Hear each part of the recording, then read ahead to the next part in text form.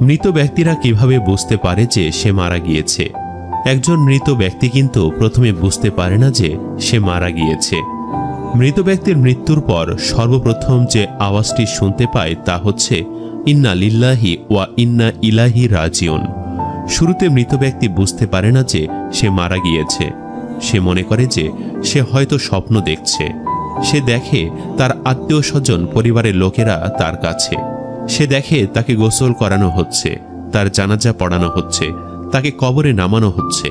এরপর যখন তার দেহের ওপরে বাঁশের কঞ্চি আর মাটির স্তর পড়তে থাকে, তখন তার স্বপ্ন ভঙ্গ হয়। সে তখন উপলব্ধি করে যে সে সত্যিই মারা গেছে। তখন সে চিৎকার করতে চায়, কিন্তু তার চিৎকার কেউ শুনতে পায় না। যখন তাকে দাফন করে সবাই তাকে একা কবরে রেখে ফিরে যায়, তখন আল্লাহ তাআলা তার আত্মাকে পুনরায় তার দেহে ফিরিয়ে দেন আর সে জেগে ওঠে।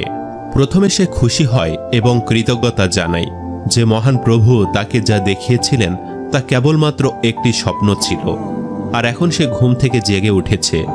এরপর সে তার শরীর স্পর্শ করে দেখতে পায় সে কেবলমাত্র একটি কাপড়ে মোড়ানো রয়েছে। সে অবাক হয়ে প্রশ্ন করে, আমার জামা কাপড় কোথায়?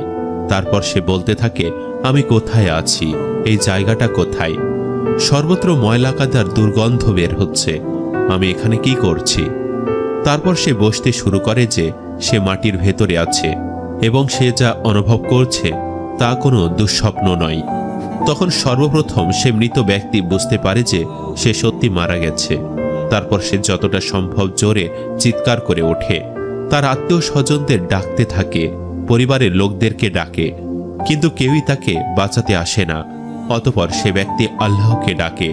সে বুঝতে পারে এই মুহূর্তে আল্লাহ রাব্বুল আলামিন তার একমাত্র ভরসা এবং আল্লাহর কাছে কান্নাকাটি শুরু করে, ক্ষমা প্রার্থনা শুরু করে। সে বলতে থাকে, হে আল্লাহ, আমাকে ক্ষমা করো, হে আল্লাহ, আমাকে ক্ষমা করো। যদি সে একজন নেককার বান্দা হয়, তাহলে তখন তার কাছে হাস্যোজ্জ্বল মুখে দুজন ফেরেশতা আসে। তারা তাকে সান্ত্বনা দিতে থাকে।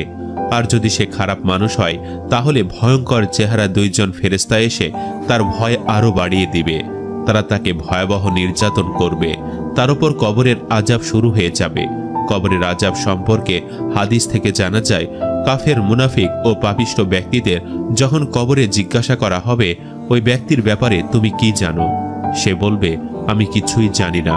লোকজনের মুখ থেকে যা শুনেছি আমিও তাই বলতাম। তখন তাকে লোহার হাতুড়িতে পেটানো হবে। সে বিকট শব্দে চিৎকার করবে, যা মানুষ ও জিন ছাড়া অন্য সকল প্রাণী শুনতে পাবে। বুখারী শরীফ। প্রিয় দর্শক, আল্লাহ রাসূল সাল্লাল্লাহু আলাইহি ওয়াসাল্লাম ইরশাদ করেন, যদি আমি এই আশঙ্কা না করতাম যে তোমরা মৃত ব্যক্তিকে দাফন করায় ছেড়ে দিবে, তাহলে আমি আল্লাহ তাআলার কাছে দোয়া করতাম যাতে কবরের আযাব যা আমি শুনতে পাই ও দেখতে পাই তা যেন আল্লাহ তাআলা তোমাদেরকেও শুনিয়ে দেন। প্রত্যেকটি মানুষই যেন কবরের সেই আওয়াজ শুনতে পায়। সহিহ মুসলিম। আল্লাহ রাসূল সর্বদা দোয়া করতেন, হে আল্লাহ, আমি তোমার কাছে কবরের আযাব থেকে আশ্রয় চাই। প্রিয় দর্শক, একবার ভেবে দেখুন, আল্লাহ তাআলা যার অতীত ভবিষ্যতের সকল গুনাহ মাফ করে দিয়েছেন, তিনি যদি এইভাবে কবরের আযাব থেকে আশ্রয় চেয়ে থাকেন, তাহলে আমরা তো গুনাহের সাগরে হাবুডুবু খাচ্ছি।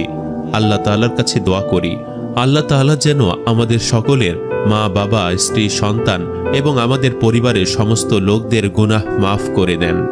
সম্মানিত দর্শক, ভিডিওটি আপনাদের কাছে কেমন লেগেছে তা আমাদের কমেন্ট করে অবশ্যই জানাবেন। আর সবাই আমাদের সাথেই থাকবেন। আজ তাহলে এই পর্যন্তই। আপনারা ভালো থাকবেন, সুস্থ থাকবেন। আল্লাহ হাফেজ।